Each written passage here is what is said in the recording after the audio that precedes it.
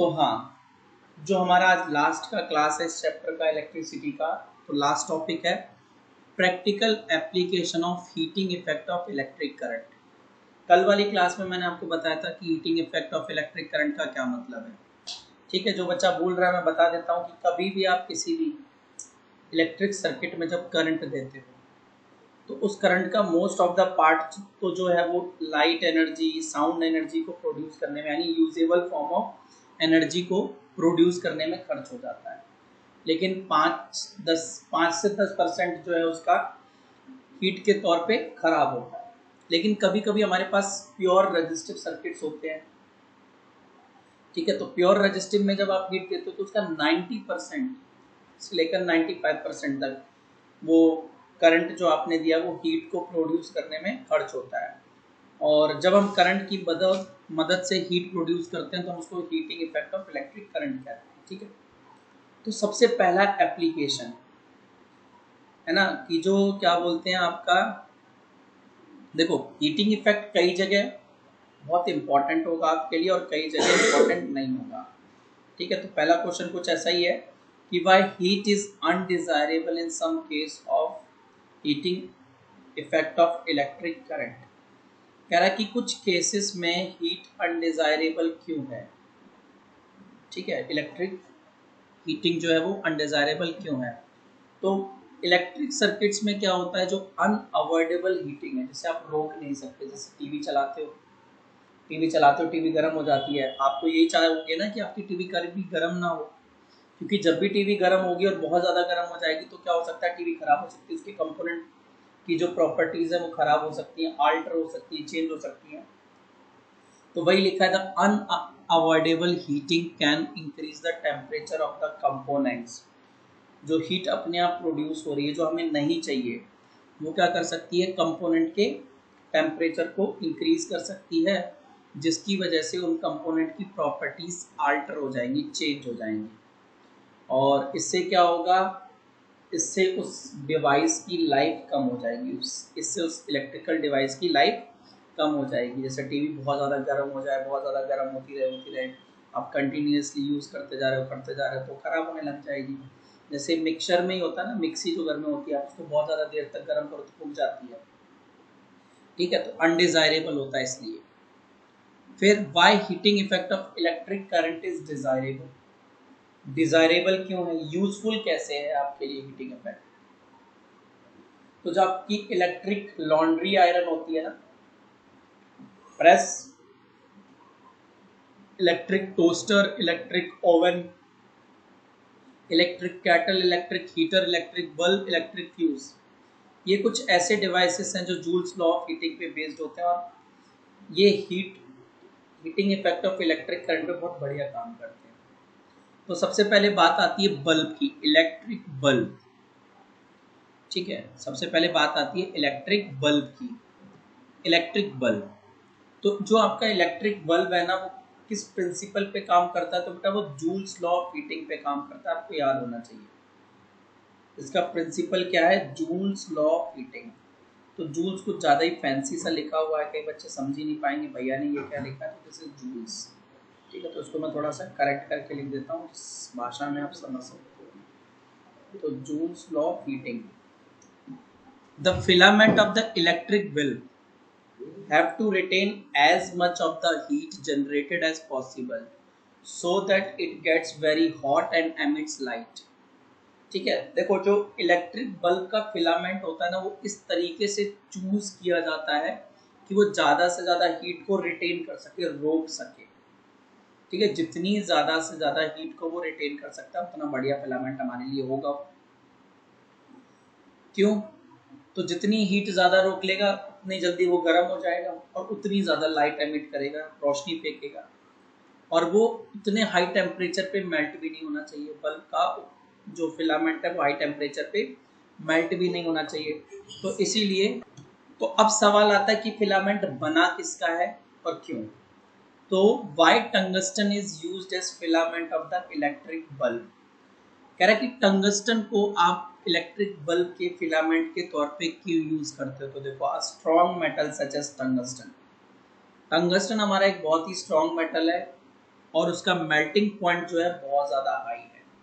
आपको इसका melting point भी याद रखना है, मैंने रेफरेंस के लिए दिया भी हुआ है, ठीक है, विच इज़ 3380 डिग्री सेल्सियस। तुम सोच सकते हो 3380 degree Celsius, 3380 degree Celsius, 100 degree Celsius का पानी हाथ में लेता है तो वहाँ जल जाता है, और मैं यहाँ कितनी डिग्री सेल्सियस की बात कर रहा हूँ, 3380 डिग्री सेल्सियस, ठीक है।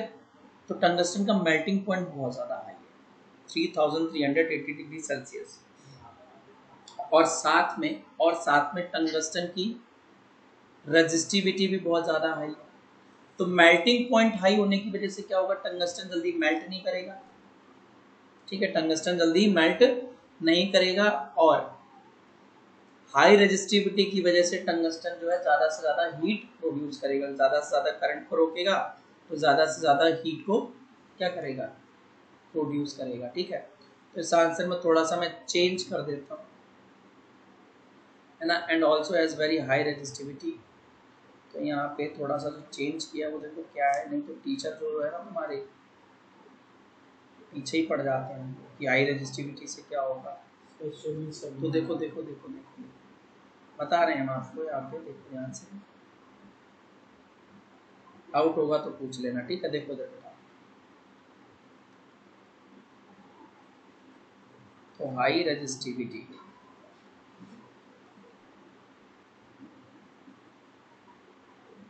ड्यू टू हाई, ठीक है, due to high melting point, पूरा लिख के आना, मैं भी पूरा ही लिख देता हूँ, नहीं तो तुम फिर पूरा नहीं लिख के आओगे ना, तुम भी एमपीटी बीपीटी करोगे, master of physiotherapy, bachelor of physiotherapy, ठीक है। तो due to high melting point it does not melt easily and high resistivity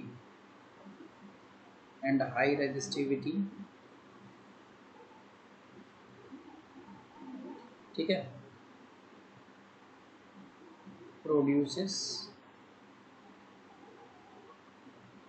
maximum heat, और हाई रेजिस्टिविटी की वजह से क्या होगा, मैक्सिमम हीट प्रोड्यूस होगी। फिर अगला सवाल ये आता है कि बेटा इसको भी अंडरलाइन करना है, हाई मेल्टिंग पॉइंट की वजह से वो इजीली मेल्ट नहीं करता, और हाई रेजिस्टिविटी की वजह से मैक्सिमम हीट प्रोड्यूस करता है। फिर नेक्स्ट सवाल ये आता है कि उस इलेक्ट्रिक बल्ब को ग्लास के अंदर क्यों डाल देते हैं, उस फिलामेंट को, इलेक्ट्रिक बल्ब के फिलामेंट पर उसके पूरे ऊपर में कवरिंग जो है वो ग्लास की कवरिंग क्यों करते हैं, क्यों कवर करते हैं। तो the filament of the bulb be must be thermally isolated, bulb के फिलामेंट को थर्मली आइसोलेट करना पड़ेगा जितना ज़्यादा पॉसिबल हो सके।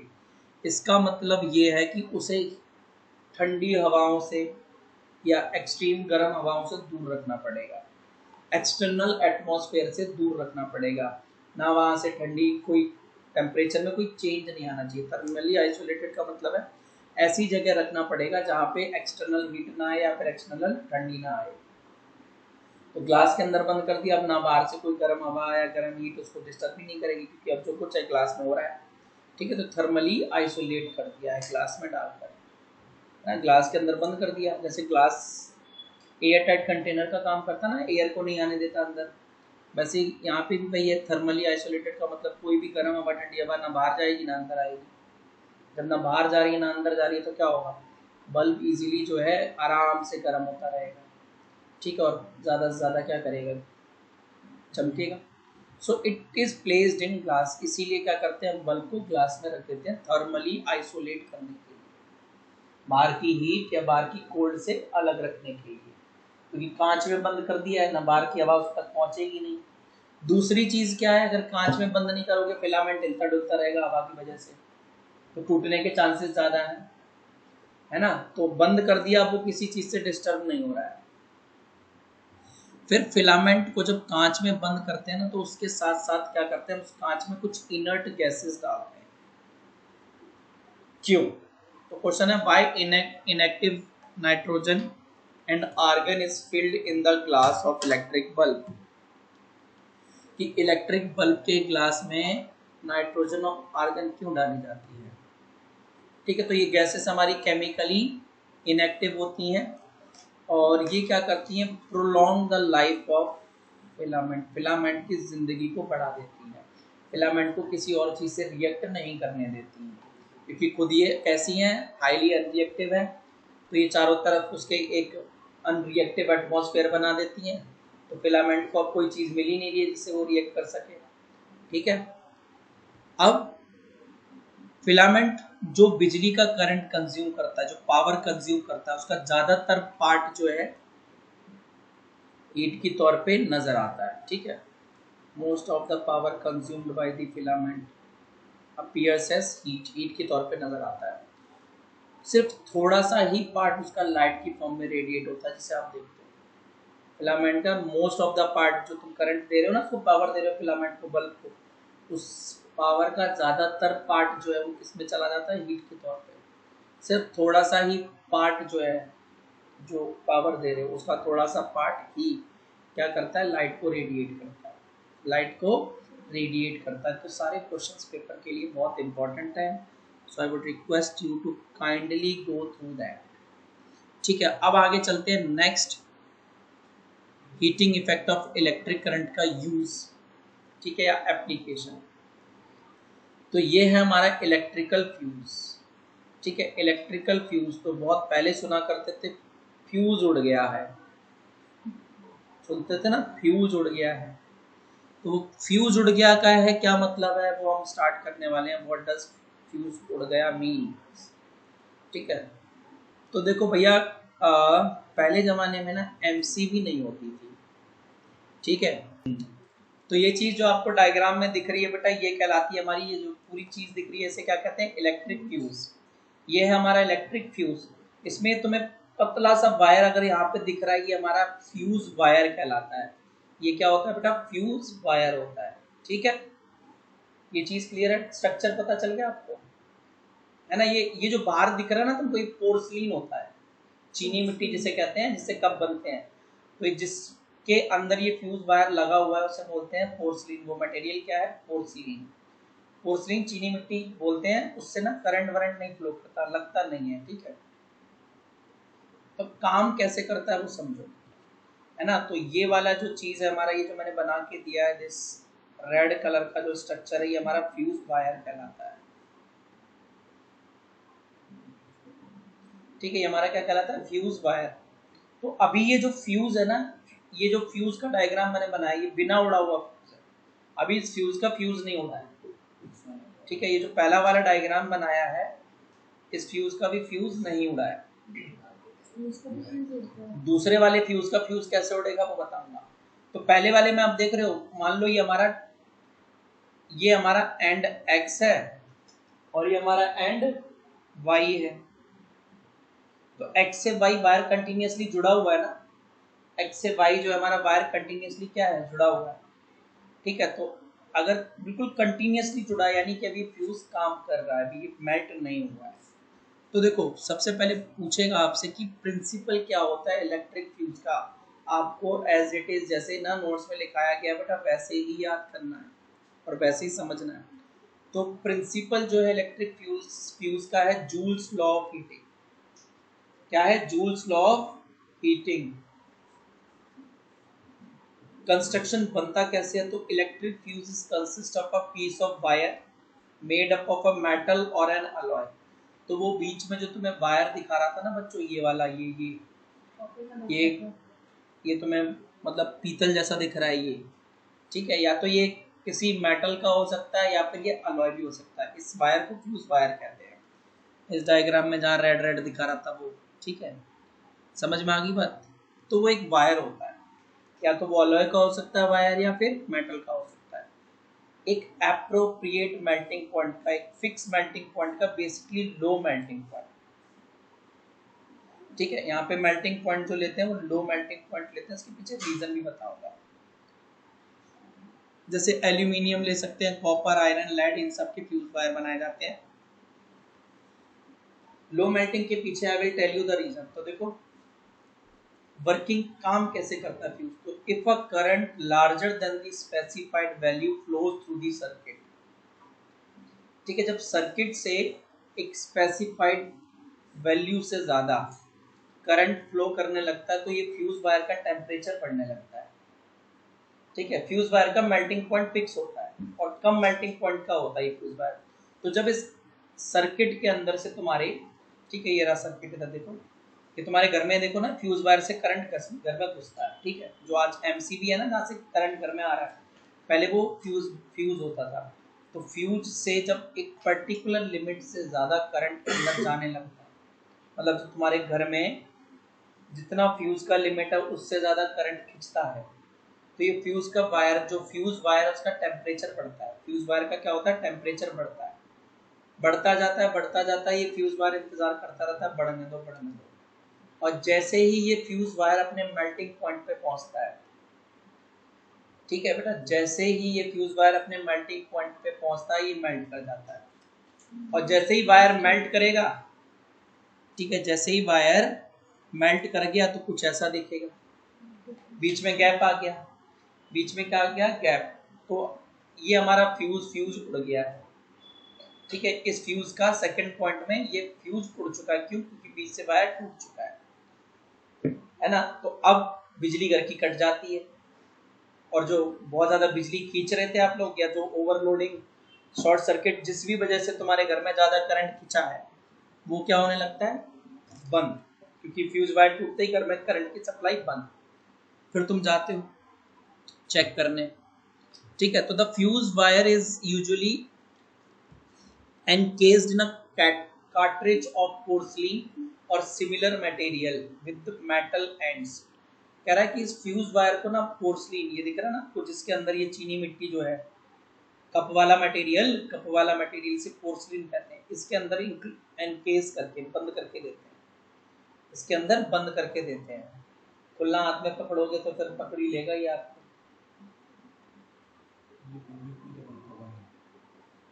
ठीक है, तो फ्यूज वायर को किसमें एनकेस बंद करके रखा जाता है, कार्ट्रिज में, जो कि पोर्सलिन या किसी भी मटेरियल का बना होता है, और उसके लास्ट में ना दो मेटल के एंड्स होते हैं, उन्हीं मेटल के एंड्स को अपन लोग क्या करते हैं, घुसा देते हैं जाके, ठीक है, उस गैप के बीच में,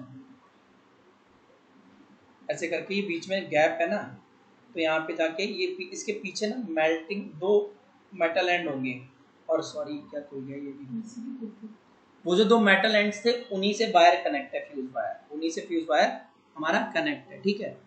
तो once the fuse wire melts we need to replace it with a new wire. तो जब आपका फ्यूज वायर मेल्ट हो जाता है तो हम क्या करते हैं फिर, कि नया वायर लगाते हैं। अब ये टेक्नोलॉजी हो गई आउटडेटेड। अब रीजन क्या था कि आउटडेटेड क्यों हुई, तो भैया जब भी फ्यूज उड़ता था ना तो आप जाते थे रात में, अगर मान लो उड़ गया, आप रात में पहले तो टॉर्च लेके जाओगे, ढूंढोगे फ्यूज कहाँ है, ठीक है, फिर फ्यूज का वायर ढूंढ के रखना पड़ेगा, पहले से ही घर में रखना पड़ेगा। मान लो रात में फ्यूज का वायर ही नहीं मिला आपको, समझ रहे हो, फ्यूज का वायर ही नहीं मिला, खत्म हो गया, गई रात भर बत्ती गुल।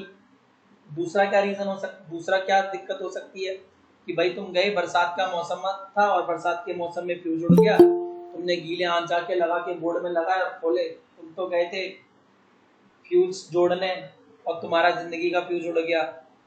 घर वाले सो रहे हैं, सुबह उठे, पीछे गए बैकयार्ड में, देखा रे अम्बा हो लिया, ठीक है, करंट लगने से कई बार मौत हुई, हादसे हुए, है ना। रिलायबल नहीं लगा, जब तक नहीं था कोई ऑप्शन तब तक यूज कर रहे थे, अब जब ऑप्शन मिला तो आउटडेटेड करके निकाल दिया, ठीक है।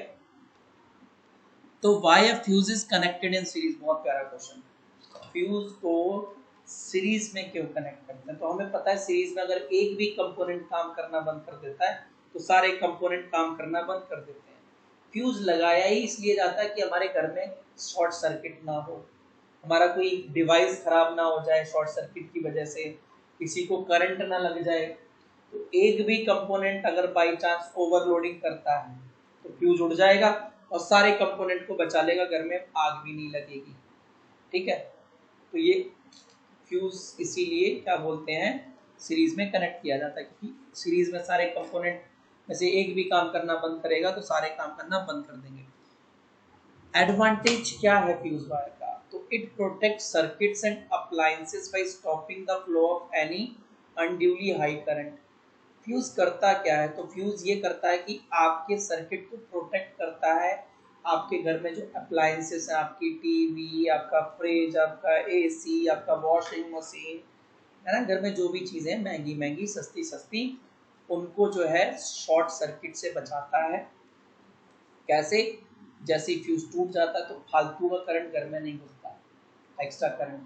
तो जब एक्स्ट्रा करंट घर में घुसेगा ही नहीं तो वो डिवाइस में भी नहीं जाएगा और आपका डिवाइस बच जाएगा।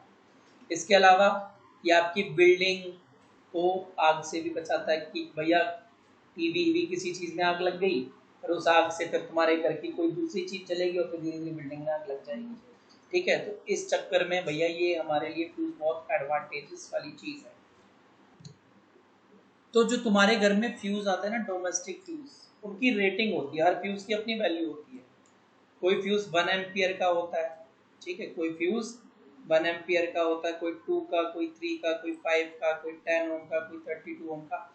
32 ओम का जनरली जो फ्यूज होता था वो आपके ना यहाँ पे सुनो, 32 एम्पियर का, 32 एम्पियर का जो फ्यूज होता था वो ये वाला होता था, जो अभी दिखा रहा था ना मैं आपको।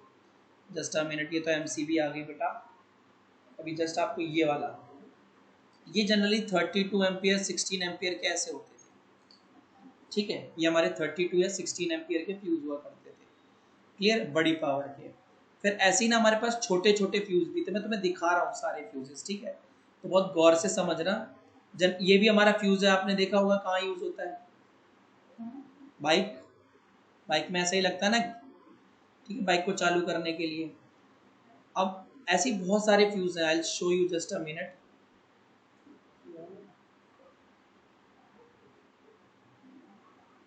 देखो, ये तुमने ऐसा कहीं देखा ये वाला, ये just a minute, this thing have you ever seen this? Extension rod में होती है, 2 एम्पियर से 2.5 एम्पियर का फ्यूज होता है, गोल गोल सा। घर में जो एक्सटेंशन रॉड होती है 2 से 2.5 एम्पियर का फ्यूज होता है। ठीक है, तो आपको पता है ना कहाँ होता है? एक्सटेंशन रॉड में होता है। ठीक है, you must have seen this.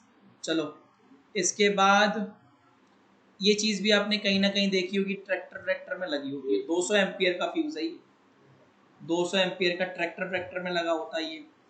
इस टाइप के भी अगर कहीं आपने ध्यान दिया हो तो इस टाइप के भी होंगे, बट आपको अभी नहीं, आपने यूज नहीं किया ना तो आपको पता नहीं है। ठीक है, बड़ी क्लासेस में पहुंचोगे तो आपको पता चल जाएंगे। तो आई होप कि you have done with the fuse part. मेरी रिकॉर्डिंग में फ्यूज आया आज, तो चलो कोई नहीं, और ये मेरी मिस्टेक नहीं थी। ठीक है, तो आप लोग वीडियो देखने के बाद जज नहीं करना कि सर क्या देख रहे हैं। ठीक है, इट हैपेंड बाय मिस्टेक। ठीक है, कुछ हुआ होगा, आप अगर आपको ज़्यादा ही क्यूरियोसिटी है तो आई कैन शो यू कि लिखा क्या है। ठीक है, चलो, बाकी हमें डिसाइड कैसे करना है, हाउ डू वी डिसाइड कि भैया हमें कितने एम्पियर के फ्यूज की ज़रूरत है। तो देखो यहाँ पे ना हमारे पास एक वैल्यू दी हुई है, मैं इसके हिसाब से ना, देखो मेरे पास जैसे एक डिवाइस है, ऐसे समझो मेरे पास एक डिवाइस है। अब मुझे डिटरमाइन करना है, मुझे पता लगाना है कि ये अपने घर में किस चीज़ के लिए कितना फ्यूज लगाऊं। वैसे तो आजकल एमसीबी लग जाती है तो तुम्हें ज़्यादा सोचने की ज़रूरत नहीं है, बट स्टिल अगर तुम्हें निकालना हो कि मेरे फ्यूज की रेटिंग क्या होगी, तो मान लो अगर तुम 1000 वॉट यानी 1 किलो वॉट का कोई इंस्ट्रूमेंट यूज कर रहे हो, जैसे आपकी इलेक्ट्रिक आयरन ही है, ठीक है, इलेक्ट्रिक आयरन, तो उसके अंदर कितने वॉट का फ्यूज होता होगा। ठीक है, तो यहाँ पे देखो मुझे पता है P is equal to I भी होता है, मुझे निकालना है I। तो I क्या हो जाएगा बेटा? P अपॉन B, ये होगा। तो 1000/220, इससे ये चला जाएगा, ये आ जाएगा आपका, देखो 100/22, 50/11, है ना। तो 50/11 करो कि, तो ये नियरली आपका कुछ ऐसा आ जाएगा बेटा, P is equal to 4.5 ampere nearly. ठीक है, आई इतनी आई की वैल्यू आ रही होगी हमारी। दुकान पे जाओगे, बोलोगे अंकल 4.5 एम्पियर का फ्यूज दे दो, नहीं होता, तो रफली वो आपको क्या करेगा, 5 एम्पियर का पकड़ा देगा, ले बाबू 5 एम्पियर के ले जाओ आप। ठीक है, क्योंकि आई नहीं जब उसके पास तो तुम्हें देगा कहाँ से भाई, मांगने लग जाओगे, नहीं 4.5 का ही चाहिए, नहीं है भाई ज़्यादा का ले लो, कम का मत लेके जाना बस। ठीक है, कम का नहीं चलेगा, ज्यादा तो चल जाएगा, क्लियर है ना। तो कम का नहीं लेना भाई। तो 1 मिनट रुको, कलाकारियां बहुत हो जाती हैं पढ़ाते टाइम पे भी करते। तो ये हमारी आई की वैल्यू, और दुकान पे मांगने जाओगे तो 5 एम्पियर का पकड़ा देगा वो आपको, ठीक है। चलो, तो इस तरीके से आप वैल्यू निकाल सकते हो कि कितने वैल्यू का फ्यूज चाहिए। बेटा ध्यान से देखो कि कैसे फ्यूज लगाया जाता है था, और फ्यूज कैसे बचाता है, या बचाता था चीजों को, तो खैर हटा ही दिया बेचारे, है ना। तो तुम्हारे सबसे पहले घर के बाहर मीटर लगता है ना, या अंदर जहाँ पे भी है, सबसे पहले मीटर लगा BSES, ये दिल्ली का वो कंपनी है जो दिल्ली में बिजली देती है, साउथ दिल्ली को, ठीक है। और उसके बाद क्या होता है, इसमें से 2 तार आते हैं, ये बिजली वाला आया, इधर खंबा लगा हुआ था, खंबा, ठीक है, खंबा हमारा ऐसे करके खंबा लगा हुआ है इधर, खंबे पे से 2 तार आएंगी, ऐसे करके वो 2 तार क्या करेंगे, आपके मीटर में घुसा देंगे। फिर मीटर से 2 तार निकलेंगे, सुनो, मीटर से 2 तार निकलेंगे, ये हमारा पोल है, ये ठीक है, ये हमारा पोल है। तो मीटर से 2 तार निकले, और वो खंबे से पहले 2 तार निकल के कहाँ गए, मीटर के अंदर। मीटर से फिर 2 तार निकलेंगे, एक ब्लैक कलर का होगा और एक रेड कलर का होगा, वो हमारे फ्यूज में जाएंगे, वो हमारे कहाँ गए, फ्यूज के अंदर। अब फ्यूज से फिर हमारे वो तार निकलेंगे, आपने देखा था ना फ्यूज से भी मोटे मोटे वायर निकले हुए थे, वो वायर अब आपके घर में आ रहे हैं करंट लेकर, ठीक है। तो अब तुम देख रहे हो ना, ये पैरेलल कनेक्शन है, सबका पॉजिटिव एक तरफ कनेक्ट है, सबका नेगेटिव एक तरफ है। फिर क्या हुआ कि देखो फ्यूज काम कैसे करता है। अब तुम्हारे घर में बिजली जा रही थी, यूं करके ऐसे करके बिजली जा रही थी, ठीक है, समझ। तो अब क्या हुआ भैया, तुम्हारे घर में बिजली जा रही है, तो अब सपोज करो ये हमारा मुस्कान है, हमारी गर्मी का मौसम था, गर्मी का तो नहीं, ऐसे सपोज कर लो कि ना ये वाला मौसम जो अभी चल रहा है ना, ऐसा मौसम था, ऐसा मौसम जिसमें कईयों के घर में अभी एसी भी चल रहा है, और सुबह वो लोग गीजर से नहाते हैं पानी गर्म करके, ठीक है। ऑटम्स का सीजन, तो रात में एसी चला के मस्त चिल सो रहे हो, सुबह क्या करते हैं, गीजर चला के गरम गरम पानी से नहाते हैं, है ना। तो ऐसी हमारी मुस्कान थी, मुस्कान ने क्या किया भाई, ठीक है, तो मुस्कान ने क्या किया, नुकसान कर दिया। कैसे किया नुकसान, वो देखो आप। तो इसने क्या किया देखो कि ना, मान लो एसी चालू कर रखा है, सुबह सुबह एसी चल रहा था इसका, एसी से अभी रूम का एसी बंद नहीं किया मैडम ने, गई और जाके गीजर चालू कर दिया, सुबह 5 बजे उठी और गीजर चालू कर दिया, तो गीजर भी चालू कर दिया बाथरूम का। फिर इसे याद आया कि पानी बड़ा स्लो आ रहा है, मैडम ने मोटर भी चालू कर दिया, ठीक है। ये कम थी, इसकी मम्मी को पता नहीं था कि मेरी लाडली जो है इतनी बढ़िया बढ़िया काम कर रही है, मम्मी बेचारी की जो है किचन में लगी पड़ी है, ठीक है। उन्होंने क्या किया हुआ है, उन्होंने ना उस टाइम पे इंडक्शन चालू कर रखा है, और फ्रिज तो हमारे देश में 24 घंटा चलता ही रहता है।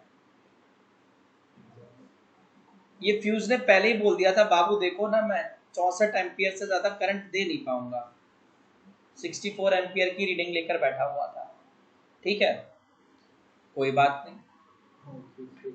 एसी हमारा जब चलता है तो 16 एम्पियर पे काम करता है, इसलिए मोटे वाले प्लग में घुसाया जाता है उसको, जिसको नहीं दिख रहा है वो मेरे घर में आके देख ले, अपने घर में जाके देख लेगा, मोटे मोटे उसके वो रहते हैं, मोटे सॉकेट में जाके घुसाया जाता है।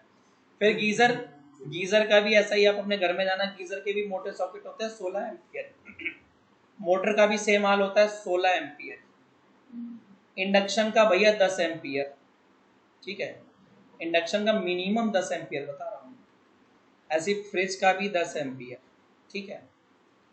अभी खत्म नहीं हुआ है, तो मैं मुस्कान की बात कर रहा हूँ, अभी मुस्कान का भाई भी तो बचा है, वो कमरे में सो रहा है मस्त कूलर चला के, क्या करे, लड़का है ना, तो इतनी अयाशी मिलती नहीं है, उसको कूलर में डाल रखा है, तो लेकिन ठीक है, कूलर में भी सो रहा है तो कोई बुरी बात नहीं है, उसकी भी जिंदगी है, मस्त चिल कट रही है, उसने भी 10 एम्पियर खर्च कर रहा है वो भी, ठीक है। अब गिनो जरा टोटल करंट कितना इनके घर में यूज होना शुरू हो गया, देखो गिनो जरा।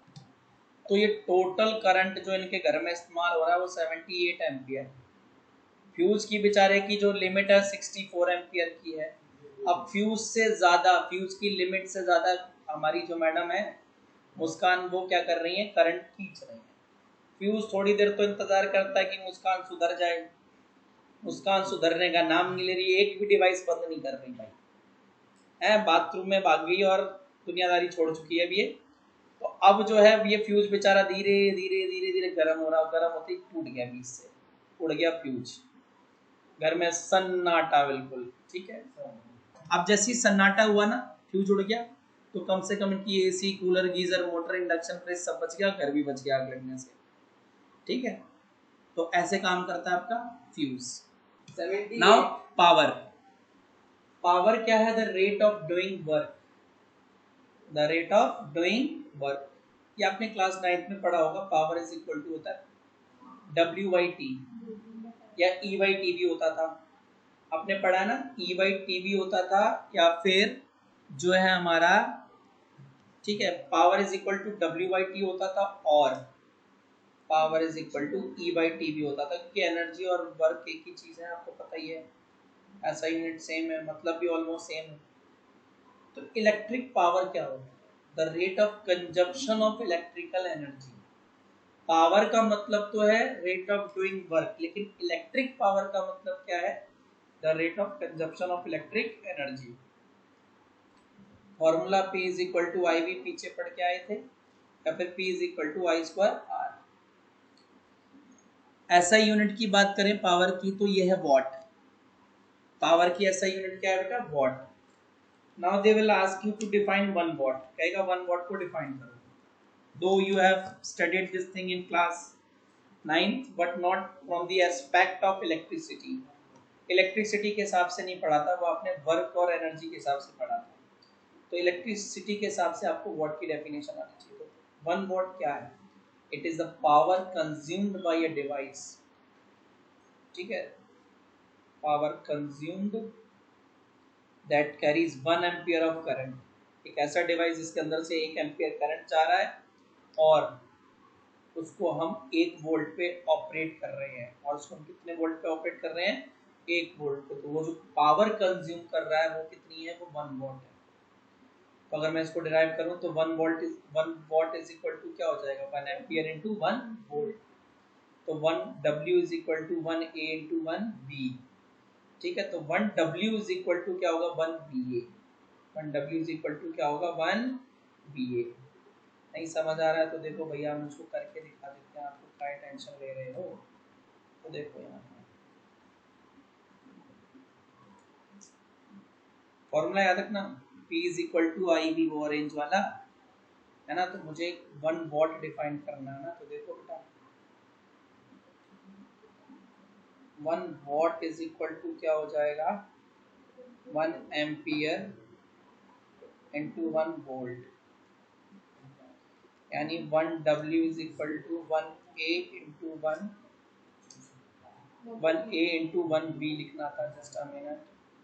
ठीक है, some guys are disturbing me, that's why थोड़ा सा दिक्कत हो रही है। देखो 1 B, हम थोड़ा सा और सॉल्व करेंगे तो 1 वॉट इज इक्वल टू क्या आ जाएगा, 1 1 जा 1 1 VA, 1 VA, 1 वॉट की वैल्यू आती है 1 VA। ठीक है, ये हमारी 1 वॉट की वैल्यू। फ्यूज बेटा डिवाइस में नहीं लगता, जैसे आपके किस किस में लगेगा मैं बता देता हूँ। ठीक है, वो फ्लो में मिक्सी बोल गया था कि मिक्सी के अंदर लगाया, पता नहीं किसके अंदर बोला था। फ्यूज लगता है जैसे कि आपके फ्यूज लग जाएगा आपका वो जो एक्सटेंशन रोड होता है ना, मल्टी प्लग, उसमें होता है कि एक रॉड सी होती है जिसमें बहुत सारे वो होते हैं, उसमें लगता है। ठीक है, या फिर आपके घर में MCBs वगैरह में फ्यूज लगता है। ठीक है, अब बात आती है commercial unit of power. Commercial unit of power, तो ये लास्ट ईयर आप पढ़ के आए थे, किलोवाट होती है। क्या होती है, किलोवाट। तो 1 किलोवाट का मतलब क्या है, समझने की कोशिश करो बेटा। देखो जब भी मैं बोलूँ ना 1 किलो, उसका मतलब होता है 1000, और 1 किलो वॉट बोला है तो 1000 वॉट, तो क्या है 1000 वॉट। ठीक है, देखो क्या हो गया, मिटाते मिटाते फिर गया। जस्ट अ मिनट गाइस, रुकिए जरा, यहाँ समझो बेटा।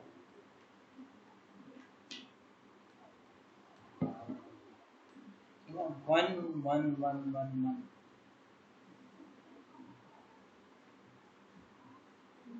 1 kilowatt is equal to 1000 watt और 1 kW, k छोटा w बड़ा is equal to 1000 W। एक चीज आपको और पता है कि ना, क्या कि ना, ये साइन मैंने गलत लगा दिया, सॉरी गाइस, ठीक है, फॉर दिस साइन, ये साइन आएगा नहीं यहाँ पे। देखो हमारे पास होता है power is equal to energy by time. Power is equal to क्या होता है, एनर्जी बाई टाइम। तो अगर मैं यहाँ से एनर्जी की वैल्यू निकालूं तो ये हो जाएगा पावर इनटू टाइम। तो energy consumed is the product of, देखो ये ई मतलब एनर्जी कंज्यूम्ड, वो किसके बराबर है, पावर इनटू टाइम। तो energy consumed is the product of power and time, E equal to P into T.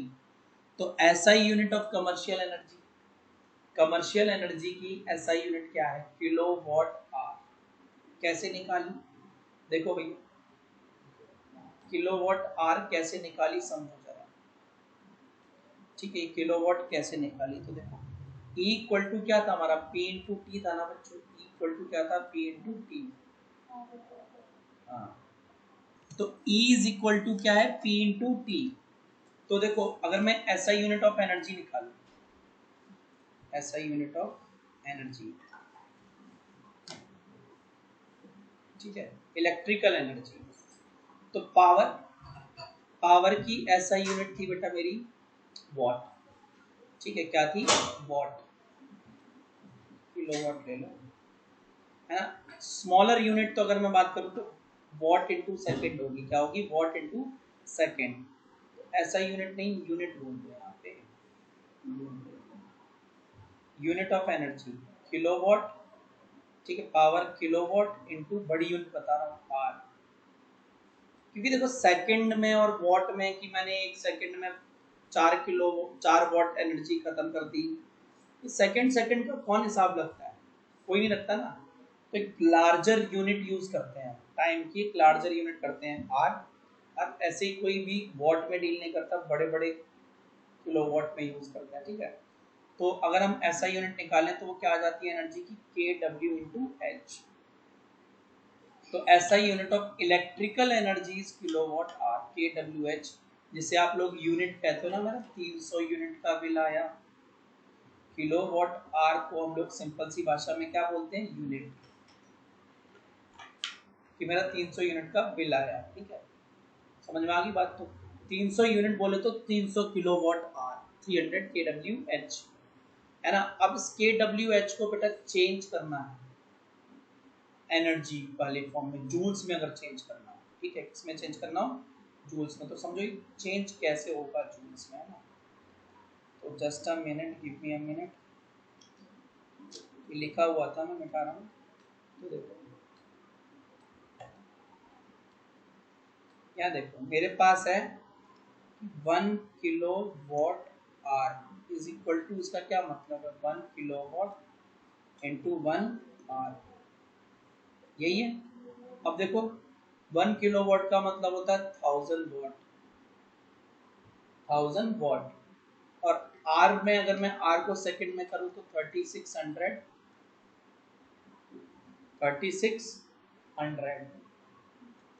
Seconds, 3600 seconds, यही होगा, है ना, यही होगा ना, 3600।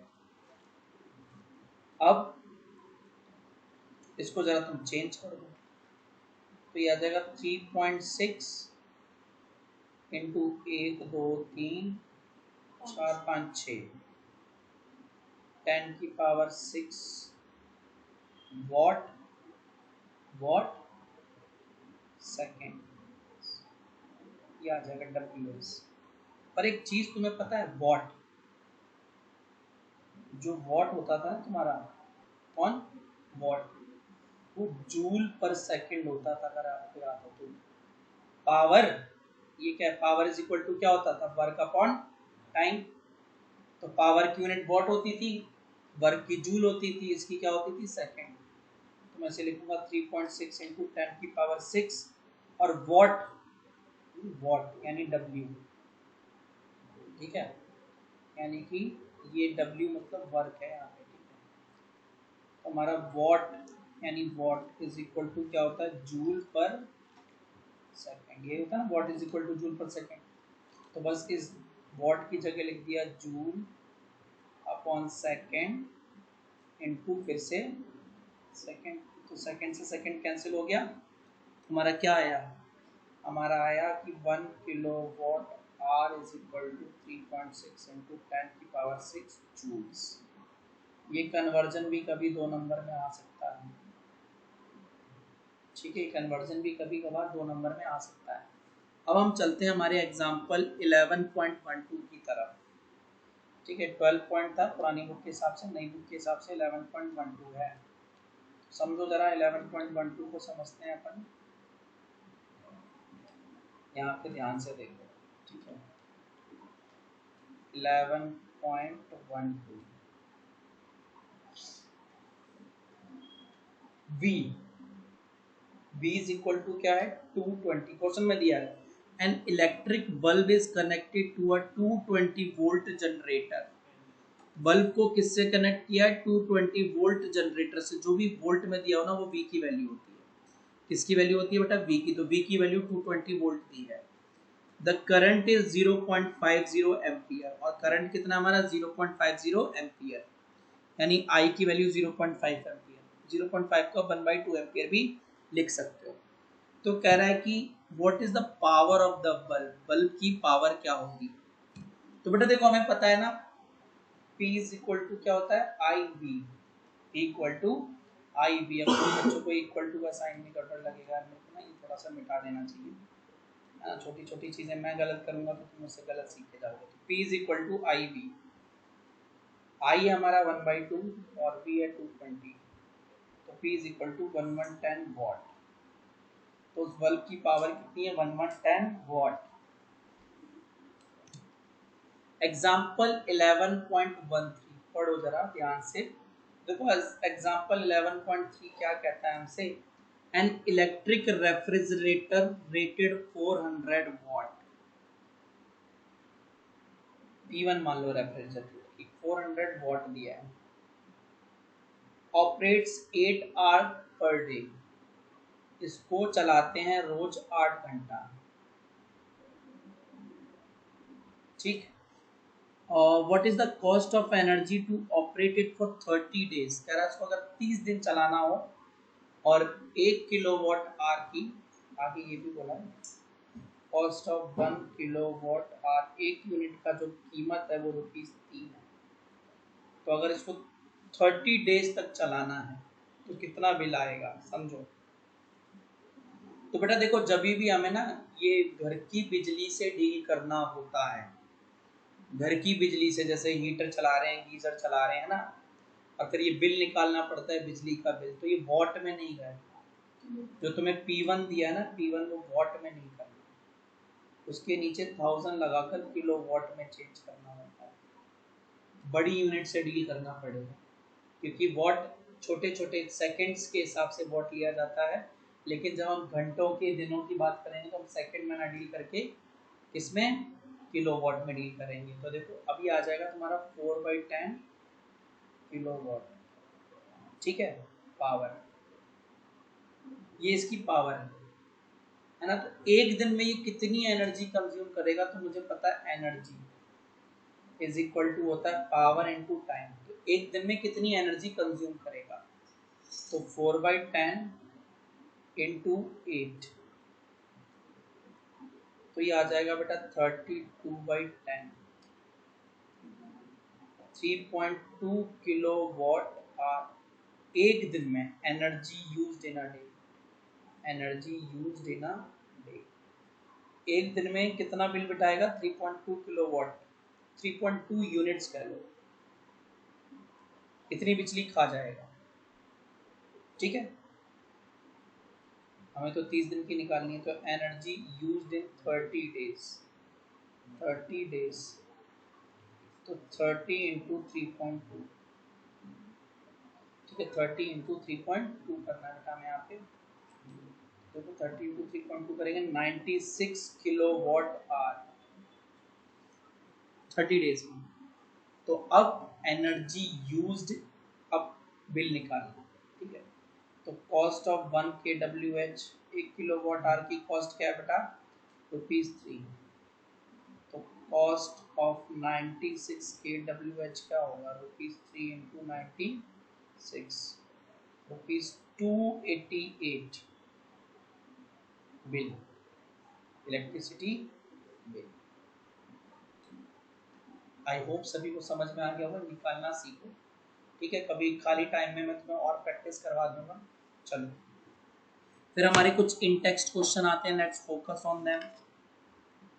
तो what determines the rate at which energy is delivered by a current. In text page number 192 नई book के हिसाब से, ठीक है, page number 192 according to the new book. क्या कह रहा है कि ना, what determines the rate at which energy is delivered by a current।